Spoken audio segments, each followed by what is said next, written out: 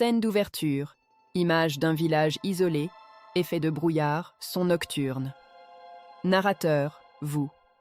Dans un endroit oublié par le temps, où les maisons de terre renferment d'anciens secrets, une véritable histoire de cruauté et de vengeance venue de l'au-delà hante les villageois jusqu'à aujourd'hui.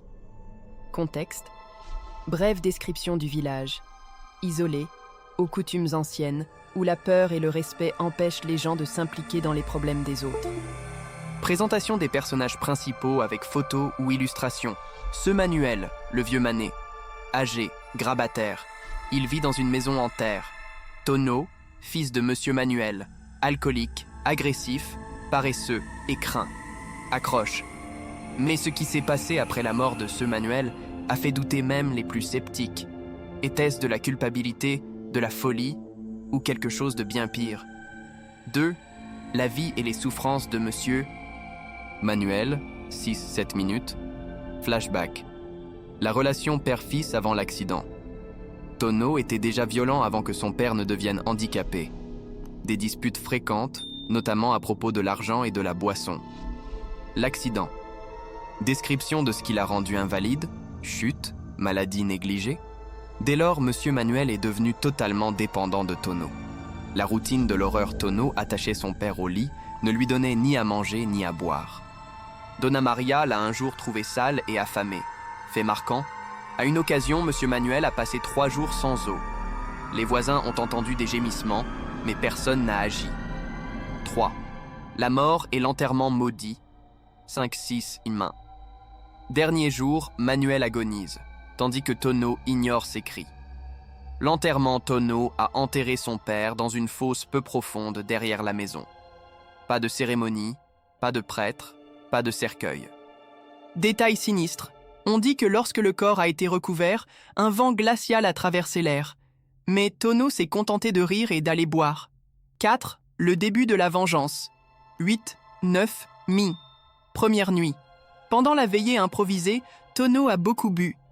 Il a commencé à raconter des histoires, des bruits de pas dans la maison, l'odeur de son père malade, l'apparition de Monsieur Manuel à la porte de la chambre.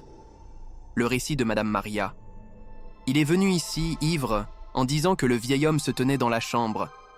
J'ai pensé que c'était de la cachaça, mais le lendemain, l'escalade de la peur. Jour 1, forte odeur de chair en décomposition. Jour 2, des silhouettes sombres se profilent dans les coins. Jour 3, des voix chuchotent. Tonneau, où est mon eau? Utiliser des effets sonores et des éclairages suggestifs. 5. La chute de Tonneau. 6-7 minutes. Déclin physique et mental. Tonneau ne dort plus, devient paranoïaque et maigre. Il croit fermement à la présence de son père. Désespoir et folie. Il détruit des parties de la maison, prétendant être à la recherche de l'esprit. Témoignage des voisins, il criait au milieu de la rue que son père le suivait. Climax, Tonneau, rendu fou, creuse la tombe de son père pour prouver qu'il est bien mort. Dernière apparition. Le matin où ils ont trouvé Tonneau mort, on dit que son visage était figé dans un cri. Et sur le mur, de vieilles empreintes de mains, comme si quelqu'un l'avait entraîné dans l'au-delà. 6. Conclusion et réflexion finale. 3-4 minutes. Théorie remords, folie, esprit de vengeance. Qu'est-ce qui a vraiment détruit Tonneau, l'au-delà ou sa propre conscience? Réflexion. Cette histoire soulève une question. Dans quelle mesure le remords peut-il devenir une manifestation physique de la terreur? Et vous? Croyez-vous que les esprits reviennent pour régler leur compte?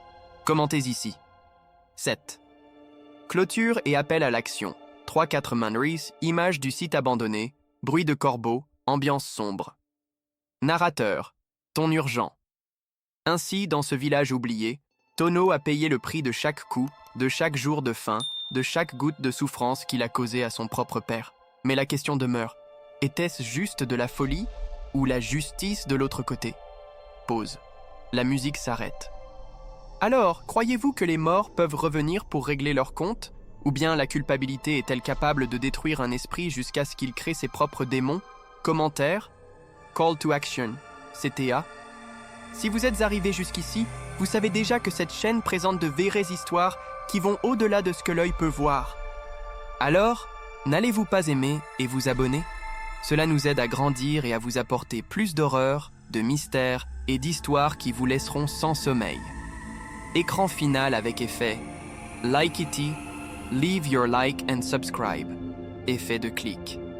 Dernière phrase du narrateur.